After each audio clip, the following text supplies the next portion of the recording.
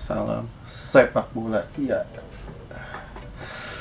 gua akan bahas tentang match DFB Super Cup alias Super Cup atau FA Community Shield dari Jerman yang mempertemukan antara juara DFB Pokal musim lalu Borussia Dortmund ketemu juara Bundesliga musim lalu yaitu Bayern Munchen. Nah, sekaligus di sini menjadi derby del Klassiker pertama bagi kedua pelatih, yaitu di Dortmund ada Marco Reus sebagai pelatih. Kalau sebagai pemain ya mungkin sudah banyak ya dia. Lalu Julian Nagelsmann juga sebagai pelatih. Nah, di sini Dortmund menggunakan formasi 4-3-1-2 yang walaupun secara permainan ya tetap aja nggak beda jauh seperti sebelumnya, yaitu 4-3-2-1 dengan Haaland sebagai ujung tombak sendiri. Nah, sedangkan dari Munchen, formasi andalan 4-2-3-1, Lewy sebagai ujung tombak, ditopang oleh Gnabry dan Coman, ditambah Muller di belakang.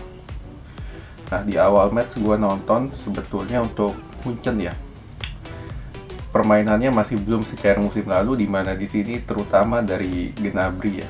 Gnabry dan Coman ini dari segi akurasi umpannya kurang akurat lah istilahnya, sehingga dapat dengan mudah dipatahkan oleh dua back, di mana satu back dadakan yaitu Axel Witsel dengan Akanji.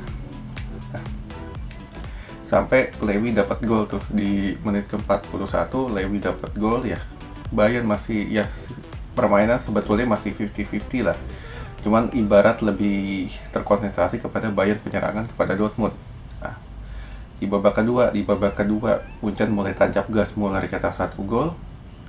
Sempat diperkecil keadaan oleh Marco Reus. Marco Reus ini golnya bagus ya, dari luar kotak penalti ngincar pojok, tendangan langsung dan assist dari Bellingham, lalu ditutup oleh Lewy lagi hasil blundernya Akanji.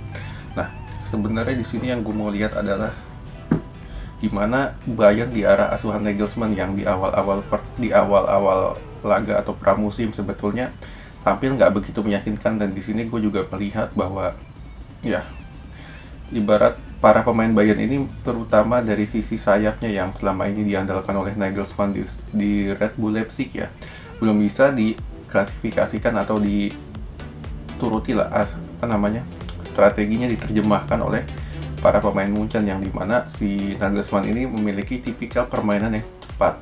Nah, sedangkan Bayern sudah terbiasa dengan permainan yang efektif dan mengandalkan penguasaan bola. Nah, di sini gue melihat bahwa sebetulnya progresnya sudah cukup bagus, cuman kembali lagi memang perlu waktu lah untuk bisa mengadaptasikan pola asuhannya dari Nagelsmann yang kalau bisa diadaptasikan akan menjadi salah satu serangan yang berbahaya. Nah, dari sisi Dortmund ya, Dortmund sebetulnya nggak jauh beda dengan musim lalu, cuman dari segi koordinasi penyerangannya agak lebih mending lah, dimana di sini nggak terlalu lebih sering mengandalkan Haaland, tapi Marco Reus ditunjuk sebagai otaknya. Dan di sini ya kehilangan Sancho bagi Dortmund ya cukup berpengaruh juga, karena apa?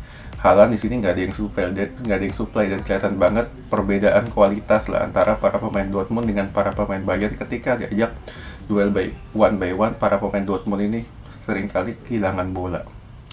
Oke, sekian dulu.